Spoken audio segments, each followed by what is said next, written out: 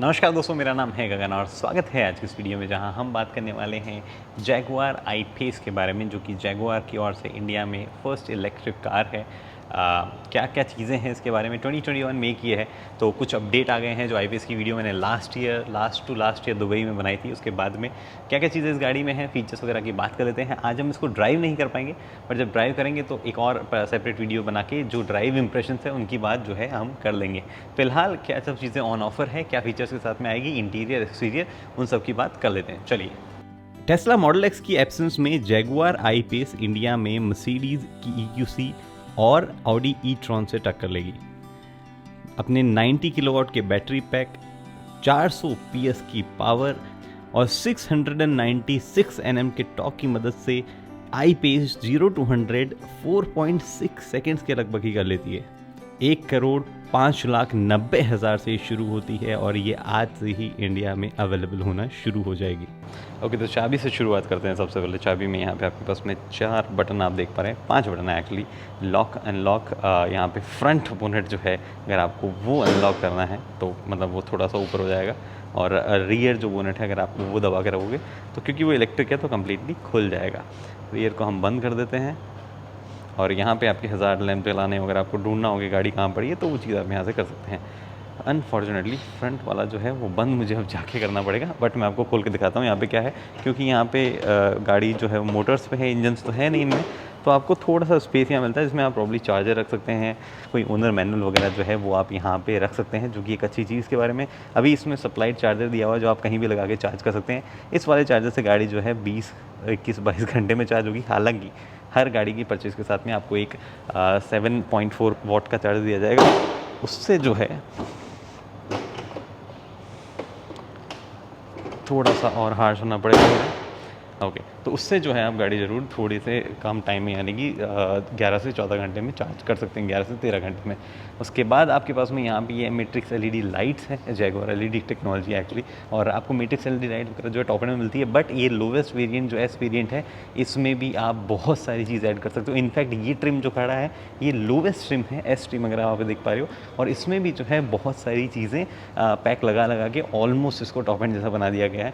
तो यहाँ पे आपके पास में लाइट्स देख पा रहे हैं, नीचे ये एयर डैम्स है जो कि एक्चुअली ड्रैग कोफिशिएंट में हेल्प करते हैं। ये पूरा मैश पैटर्न जो है ब्लॉक्ड है, मतलब इसमें आर पार नहीं है, लेकिन ऊपर आप ये देख पा रहे हैं कि यहाँ से खुल के ये जो पार्ट है यहाँ से हवा जो है बाहर निकल जाती है। ड्रैग कोफिशिएंट जो है उसको बेहतर बनाने में हेल्प मिलती है। इनफैक्ट ये अपने सेगमेंट में सबसे बेहतरीन ड्रैग कोफिशिएंट वाली गाड़ी है।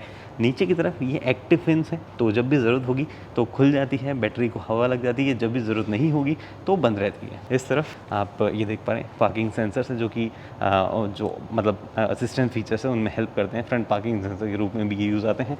यहाँ पर आपके पास में है 19 इंचज़ के टायर्स। अब 19 इंचज़ के व्हील्स जो हैं वो अलॉय जो हैं वो आपको स्टैंडर्ड मिलते हैं। 235/60 R19 ये टायर की साइज़ है, काफ़ी बड़ी साइज़ है एक्चुअली। गाड़ी को ओवरऑल प्रोपोर्शंस में आप देखेंगे तो टायर काफ़ी बड़े लगते हैं। गाड़ी चार्ज करनी है, आपके पास में यहाँ पे ऑप्शन है, और काफ़ी सारे चार्जिंग ऑप्शन है। हर एक डीलरशिप पे तो फास्ट चार्जर तो है ही, जिनसे आप गाड़ी जो है 2 से 3 घंटे में चार्ज कर सकते हैं। और अब टाटा पावर जो है वो भी कई जगहों पे कंपेटेबल चार्जर्स लगा रहे हैं, ऑलमोस्ट हर मेट्रो में आपको मिल ही रहे हैं, तो वो भी है। ये आप जो सिल्वर फिनिश देख पा रहे हो ये एक्चुअली एक एसेसरी पार्ट है, एक पैक जो है उसका पार्ट है। और ये 360 डिग्री कैमरा के लिए यहाँ पे एक साइड में कैमरा है। ये आपके पास में अब जब गाड़ी अनलॉक होती है, जैसे कि ये हमने लॉक किया, तो ये प्रॉब्ली अंदर स्लाइड हुए रहते हैं। और अगर आपको चाहिए तो आप रिक्वेस्ट सेंसर की मदद से भी दरवाजे अनलॉक कर सकते हैं। रिक्वेस्ट सेंसर आपको चारों दरवाजे पे मिलते हैं। कुछ ऐसे से दिखती है गाड़ी साइड में, लुक के मामले में थोड़ी कूपेश डिज़ाइन जो है वो मिलती है, और सबके अपने अपने जजमेंट है, आप देख के बता सकते हैं आपको कैसी लग रही है। पीछे की तरफ LED टेल लाइट्स है, बहुत ही सुंदर दिखती है। आई-पेस यहाँ लिखा है, एक छोटा सा यहाँ पे अगर आप देखोगे स्पॉइलर सा दिख रहा है। यहाँ पे EV 400 लिखा है। 400 का मतलब क्या है, एक्चुअली 2 मोटर है इसमें, दोनों मोटर्स कलेक्टिवली 400 मतलब PS की पावर देती है, लगभग 399 कुछ PS देती है। तो ये 400 वर्ड वहाँ से आता है। ऑल व्हील ड्राइव होगी क्योंकि 2 मोटर है, दोनों फ्रंट और रियर एक्सल में जो है पावर जाती है, तो आपका जो है ऑल व्हील ड्राइव सिस्टम ये हो गया है। जैगुआर यहाँ लिखा है, खोलेंगे, पावर्ड है, जेस्चर कंट्रोल के लिए आपको टॉप एंड वेरिएंट लेना पड़ेगा, ये पावर्ड है पूरा का पूरा।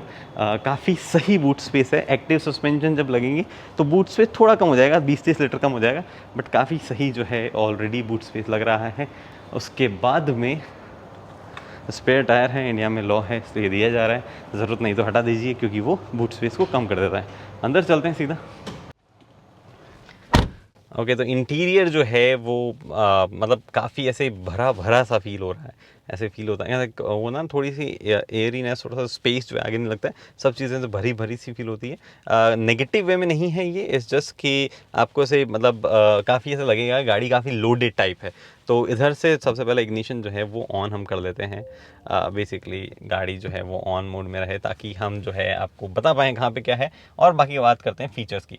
तो सबसे पहले इस तरफ आपके पास पावर विंडोज़ की कंट्रोल है, ORVM की कंट्रोल है। ORVM अगर आप देखें तो ये आपके पास में ऑटो डिमिंग वाले ORVMs हैं जिनमें ब्लाइंड स्पॉट मॉनिटर जो है वो भी आप देख पा रहे हैं यहाँ पे। इधर आपके पास में ये चाइल्ड लॉक का कंट्रोल है। मटीरियल की अगर हम बात करें तो सॉफ्ट टच मटीरियल हर जगह है, ये एक्चुअली सॉफ्ट टच नहीं है, सॉफ्ट टच लेदर वगैरह जो है वो इस्तेमाल किया गया है। ओवरऑल गाड़ी में जहाँ जहाँ आपका हाथ रेगुलरली हाथ लगेगा वो सब मटीरियल जो है वो सॉफ्ट टच है। यहाँ पे आपको जो है ब्रश एल्यूमिनियम फील जो है वो दी गई है। बाकी टच प्रो डुओ ये जो सिस्टम हमने रिसेंटली JLR की कार्स में देखा है वो आपको यहाँ मिलता है। बेसिकली इधर भी MID है, यहाँ पे टच स्क्रीन है और इधर नीचे भी जो है टच स्क्रीन है। क्या क्या फंक्शन कहाँ कहाँ से कंट्रोल होते हैं उनको भी बात आगे करते हैं। सबसे पहले इस तरफ जो है चीज़ रह गई वो ये कि ये आपके पास में इलेक्ट्रॉनिक पार्किंग ब्रेक अगर आप नीचे यहाँ देख पा रहे हो तो। उसके बाद में नीचे यहाँ पे आपके पास में फ्रंट बोनेट अगर आपको रिलीज़ करना हो और ये रियर जो है हुड जो है फ्रंट, इधर आपको फ्रंट हुड जो है रिलीज़ करना हो तो इधर रियर हुड जो है वो रिलीज़ करना हो तो उसके बटन्स है। और यहाँ पे आपके पास में कैबिन इल्यूमिनेशन जो है वो आप इसका यहाँ से एडजस्ट कर सकते हैं। ये एसी वेंट जो है उनको एडजस्ट करने के लिए है। इस तरफ आपके पास में कंट्रोल है सारे के सारे वाइपर से जुड़े हुए, और इस तरफ आपके पास में कंट्रोल है लाइट से जुड़े हुए, जो भी ऑटो डिमिंग लाइट, ऑटो मतलब लाइट जो है ऑटोमेटिक हेडलाइट्स वगैरह वो, और इंडिकेटर्स के कंट्रोल इधर है। ये आपके पास में काफ़ी बढ़िया चंकी फील होने वाला स्टीयरिंग है, और जिसमें इधर कुछ कंट्रोल है टच बेस्ड है ये कंट्रोल, और इधर कुछ कंट्रोल है टच बेस्ड है। इधर वाले जो है वो क्रूज कंट्रोल है विद लिमिटर। टॉप एंड में आप चाहें तो आप जो है अडेप्टिव क्रूज कंट्रोल का ऑप्शन जो है वो भी ले सकते हैं एज पर द ब्रोशर। ये आपके पास में लेन कीप असिस्ट जो है उसका यहाँ पे स्विच है। इधर अगर आप देखेंगे तो ये मोस्टली आपके पास में मल्टीमीडिया से जुड़े हुए स्विच है, कॉल उठाना काटना वगैरह जो है वो यहाँ से होता है। ये मतलब क्योंकि टच बेस्ड है तो ये अपने फंक्शन चेंज ही कर लेते हैं, एक ही बटन से कॉल उठाना काटना आप कर सकते हैं। यहाँ पे आप सेट कर सकते हैं कि आपको इससे क्या करना है, वॉइस कमांड आपको देना है तो उसके लिए बटन है, कोई बात नहीं, तो कोई हेल्प नहीं चाहिए मुझे। यहाँ पे अगर आप इनसे कंट्रोल करना चाहें तो आप MID जो है वो यहाँ पे कंट्रोल कर सकते हैं। क्या क्या चीज़ें हैं MID में उसकी बात हम करते हैं। तो MID में सबसे पहले यहाँ से हम शुरू होते हैं। एक्चुअली ये व्हीकल से जुड़ी हुई सेटिंग्स है, warnings, tyre information, passenger airbag. उसके बाद में इस तरफ अगर आप देखेंगे डिस्प्ले से जुड़ी हुई इन्फो पैनल, आपको कैसा देखना है, लेआउट कैसा होना चाहिए, इन्फो पैनल पे आना क्या चाहिए। लेट्स अज्यूम मैं डाल दूँ कि इन्फो पैनल पे हमेशा जो है मुझे ड्राइविंग असिस्टेंस फीचर जो है वो देखने हैं, मतलब बाकी जो JLR की कार्स में देखा है वैसे वैसे है। लेआउट कैसा होना चाहिए वो भी आप यहाँ से सेट कर सकते हैं। फॉर एग्जांपल मैंने सेट कर दिया कि मेरे पास 1 डायल वाला जो है लेआउट वो आना चाहिए, तो यहाँ पे बेसिकली चेंज हो गया, 1 डायल वाला लेआउट आ गया। और ये चीज़ें आप यहाँ से कर सकते हैं। उसके बाद में अगर आप आते हैं इधर तो आपके पास में बेसिकली ट्रिप सेटिंग्स जो है वो आप देख पाते हैं। यहाँ पे ट्रिप सेटिंग्स है, यहाँ पे ऑडियो सोर्स मीडिया वगैरह जो है उनसे जुड़ी हुई सेटिंग्स है। तो ये सब चीज़ें आपके पास में है, काफ़ी सारी चीज़ें आप एडजस्ट कर सकते हैं ऑब्वियसली कि कहाँ आपको क्या दिखना चाहिए, जैसे मैंने दिखाया। अब क्योंकि गाड़ी जो है वो इंजन वाली है नहीं तो RPM वगैरह कुछ नहीं होगा, चार्ज पावर ये मोड दिखाता रहेगा आपको कि कब कहाँ क्या यूज़ हो रहा है। ये डिजिटल स्पीड दिखा सकता है, 200 किलोमीटर/आवर पे लिमिटेड है। ये नेविगेशन यहाँ दिखा रहा है आपको, जिसको आप एडजस्ट कर सकते हैं कि कहाँ दिखाना चाहिए। नेविगेशन जो है वो एक्चुअली काफ़ी अच्छा है, इसके बारे में भी आगे और बात करते हैं। और बाकी वार्निंग लाइट जो है वो इधर उधर आपको दिखाता रहता है, सब कुछ आप यहाँ से कंट्रोल कर सकते हैं बेसिकली। उसके बाद में स्टीयरिंग जो है वो आपका मैनुअली आपको एडजस्ट करना पड़ता है, हालांकि बोथ टिल्ट और टेलीस्कोपिक वे में जो है आप उसको एडजस्ट कर सकते हैं। और इधर अगर आप आएंगे यहाँ पे तो आपके पास में ये पहली प्राइमरी टच स्क्रीन जो है जिसमें काफ़ी सारे फंक्शन है उसकी हम बात कर लेते हैं। होम बटन पे मैं आ जाता हूँ, एक्चुअली होम पे मैं आ जाता हूँ। ओके तो ये एक्चुअली जब मैंने डिफेंडर की थी तभी मैंने बताया था कि थोड़ी सी और बेटर ये हो सकती थी इन टर्म्स ऑफ ओवरऑल जो UI है उसमें, बट स्टिल काफ़ी सारी चीज़ें जो है वो आपको यहाँ पे देखने को मिलेगी। फॉर एग्जांपल हम इस वाले पे आते हैं, अकाउंट्स, कैमराज, वैले मोड, EV जो है बेसिकली वो आपको व्हीकल के बारे में काफ़ी सारी इन्फॉर्मेशन बताएगा यहाँ पे कि 97% पे है व्हीकल। प्रेडिक्टेड रेंज जो है 371 किलोमीटर की आ सकती है। गाड़ी की रेंज जो है वो एक्चुअली ओवरऑल मतलब आपको रियल लाइफ में आप मान मान सकते हो कि लगभग आपको मिलेगी 350 के आसपास, ये मैं मान के चल रहा हूँ, बट ये आगे पीछे भी हो सकती है डिपेंडिंग ऑन द कंडीशंस, गाड़ी कहाँ चल रही है। ज़्यादा शहर में हाईवे वगैरह पे, हाईवे पे कम रेंज मिलती है, शहर में थोड़ी ज़्यादा मिलती है ब्रेकिंग वगैरह की वजह से। तो जब हम गाड़ी चलाएंगे उस टाइम पे, ड्राइव इंप्रेशन के टाइम पे उसकी बात करेंगे रेंज की। यहाँ पे एनर्जी जो है वो एक ऑप्शन है जिसमें आपको बता रहा है बैटरी पैक वगैरह जो है कितना चार्ज है, क्या हो रहा है, चार्जिंग होगा तब ये यहाँ पे बताता रहता है कि चार्जिंग हो रहा है। फिर उसके बाद में व्हीकल प्री कंडीशन, ये थोड़ा सा आराम से काम करने वाली चीज़ है। मतलब ये आप कंडीशन सेट कर सकते हो कि आप कहाँ डिपार्ट करते हो तो व्हीकल उस हिसाब से रेडी हो जाता है। एक और डाटा आपको यहाँ दिखाता रहता है कि आप कैसे गाड़ी चला रहे हैं, तो वो आपको दिखाता रहेगा। रेंज पोटेंशियली, इको टिप्स वगैरह आपको बताता रहेगा कि कैसे यूज़ करोगे तो ज़्यादा होगा। काफ़ी सारे बेसिकली ये छोटे मोटे फंक्शन जो है यहाँ पे दिए गए जो आपको हेल्प करते हैं ओवरऑल ड्राइविंग में। ऑल सरफेस इन्फॉर्मेशन, ये एक इंपॉर्टेंट चीज़ यहाँ पे है कि भैया आप एक्चुअली इस गाड़ी में एयर सस्पेंशन जब लगे होते हैं तब आपकी अलग अलग राइड हाइट वगैरह जो है वो भी आपकी होती है यहाँ पे। तो पावर डिस्ट्रीब्यूशन ये दिखा रहा है, एक्चुअली थोड़ा सा स्लो है for some reasons. Power distribution बताएगा कि अब कहाँ पावर जा रही है, फ्रंट रियर कौन से एक्सल में जा रही है, कौन से व्हील्स में जा रही है। ओके प्रोएंस यहाँ पे आपके पास में ये बता रहा है कौन से मोड में कहाँ क्या क्या क्या चीज़ें होगी, वो आप यहाँ पे देख पाते हैं। तो ये यहाँ पे इन्फॉर्मेशन जो है इसके पास में अवेलेबल है। उसके बाद में आपके पास में लो ट्रैक्शन लॉन्च अगर आपको करना हो, बर्फ़ वगैरह में कभी आप गए हो तो वो आप यहाँ से कर सकते हैं। वॉइस वगैरह की सेटिंग्स, नेविगेशन, फ़ोन, मीडिया, ये सब आप यहाँ से सेटिंग कर सकते हैं। यहाँ बीच वाले मतलब आप बेसिकली हर एक स्क्रीन जो है वो ये 3 स्क्रीन जो है इन पर आप सेट कर सकते हैं कहाँ आपको क्या दिखना चाहिए। दबा के रखो इसको लॉन्ग प्रेस और आप यहाँ पे सेट कर सकते हैं यहाँ पे क्या आना चाहिए। उसके बाद में हम देखते हैं कुछ सेटिंग्स यहाँ पे। तो profile connectivity, vehicle general language and keyboard, apps, notification, software updates, ये सब सेटिंग्स है। आपको बहुत सारी सेटिंग जो है वो आपको यहाँ करने को मिल जाती है। डिस्प्ले से जुड़ी हुई, इस पर क्या आना चाहिए, इस पर क्या आना चाहिए वगैरह वगैरह। यहाँ पे कुछ और चीज़ें मैं आपको बताता हूँ। व्हीकल से जुड़ी हुई एक दो सेटिंग्स मैं आपको बताता हूँ, जैसे कि व्हीकल से जुड़ी हुई कुछ सेटिंग्स मैं बताता हूँ। ड्राइविंग असिस्टेंस वगैरह से कॉलिजन अवॉइडेंस वगैरह जो है या चालू रखने हैं या नहीं रखने हैं आपको, ये आप सेटिंग यहाँ से कर सकते हैं। उसके बाद में आपको एक्सटीरियर लाइट्स वगैरह कैसे जलनी चाहिए, कब क्या वो मतलब डीले एडलैम्प डिले वगैरह होनी चाहिए नहीं होनी चाहिए, वो सब सेटिंग आप यहाँ से कर सकते हैं। कैबिन लाइट वगैरह से जुड़ी हुई सेटिंग्स भी आप यहाँ से कर सकते हैं। नीचे अब अगर आपके पास देखेंगे तो यहाँ पे आपको एसी से जुड़ी हुई सेटिंग्स है। सबसे पहले तो मैं हीट जो है उसका वेंटिलेशन बंद करता हूँ। ओके उसके बाद में अब यहाँ पे क्लाइमेट और सीट में से चूज़ कर सकते हैं आपको किस पे क्या चाहिए। तो आपने टेम्परेचर सेट किया, उसके बाद में ऑटोमेटिकली गाड़ी जो है वो डिसाइड कर लेगी कि ब्लोअर की वगैरह की स्पीड क्या होनी चाहिए। और अगर आपको खुद से सेट करना है तो वो भी आप दोनों तरफ के जोन्स जो हैं उसके लिए सेट कर सकते हैं। ये हो गया पूरा का पूरा सिस्टम आपका AC से जुड़ा हुआ। नीचे अगर आप यहाँ पे आएंगे तो सबसे पहले आपके पास में यहाँ पे ASPC जो है उसका बटन है। ये दोनों मोड सेलेक्ट करने के बटन है, आपको किस मोड पर जाना है। ये आपके पास में यहाँ पे जो है गाड़ी का ट्रैक्शन स्टेबिलिटी कंट्रोल जो है उसका बटन है। अगर आप ये दबाते हैं तो यहाँ पे देखो ये दिखा भी रहा है डायनामिक स्टेबिलिटी कंट्रोल।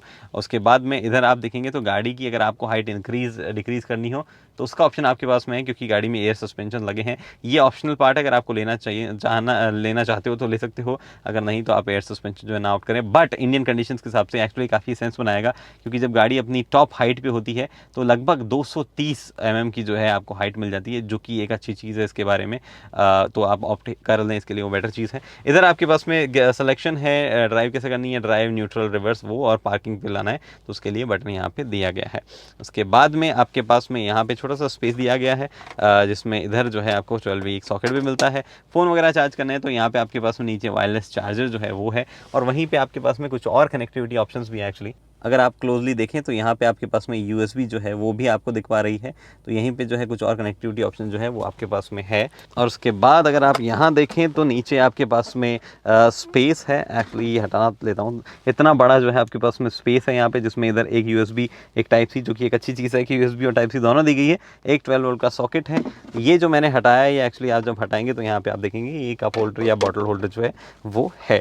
उसके बाद इस तरफ जब आप आएंगे तो एक ग्लव बॉक्स है आपके पास में, डिसेंट साइज़ का है, छोटी सी साइज़ का है, जिसमें आप लेकिन डीप बहुत है, डिसेंटली डीप है, मतलब इतना ज़्यादा डीप भी नहीं है, तो ज़्यादा कुछ नहीं रख सकते हैं, बट जो साइज़ है उस हिसाब से डॉक्यूमेंट्स वगैरह जो है वो आप रख पाएंगे। ऊपर आपके पास में इलेक्ट्रोक्रोमिक मिरर दिया गया है, प्लस हैव अ लुक, ये देखिए रिवर्स कैमरा जो है, जो मैं आपको एक्सटीरियर में दिखा नहीं पाया, वो पीछे लगा हुआ है कैमरा, वो आप यहाँ से एडजस्ट कर सकते हैं, आपको कैसा कहाँ दिखना चाहिए, उसका ब्राइटनेस, उसका एंगल जो है वो भी आप डिसाइड कर सकते हैं। तो आपके अगर गाड़ी में पीछे कोई सामान भी रखा हुआ है एकदम से ऐसे, तो भी आपको मतलब ऐसा नहीं है कि विजन दब जाएगा। और ऐसे अगर आप देखो तो ऐसे कुछ खास विजन यहाँ पे है भी नहीं रियर का, तो जब भी आपको रिवर्स करनी हो तो आपको इसमें काफ़ी हेल्प मिलेगी, या आप इसको हमेशा ऑन ही रख सकते हैं। तो आज बढ़िया चीज़ है। और ऑब्वियसली इलेक्ट्रोकॉमिक मिरर भी है, तो ज़्यादा कोई पीछे से हाई बीम आ रहा है तब ये आपको डिम कर देगा, ऑटोमेटिकली डिम कर देगा। इधर आपके पास में SOS बटन है, इधर आपके पास में सर्विस जो कॉन्टैक्ट करना अगर सर्विस सेंटर को तो उसका बटन है, ये आपके पास में सनग्लास होल्डर है, ये आपके पास में एक बहुत बड़ा ग्लास पेन है,